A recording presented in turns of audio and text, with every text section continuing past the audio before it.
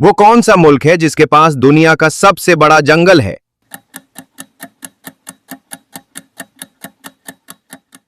सही जवाब ब्राजील।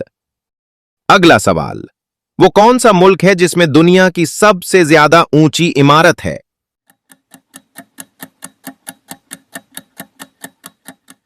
सही जवाब यूएई। अगला सवाल, वो कौन सा मुल्क है जहां दुनिया की सबसे बड़ी झील वाक़ई है?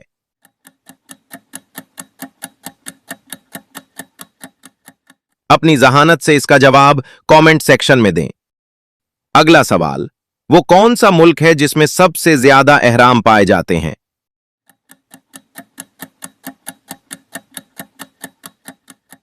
सही जवाब सूडान। अगला सवाल, वो कौन सा मुल्क है जहां क्रिसमस के दिन के एफसी खाने की रिवायत है?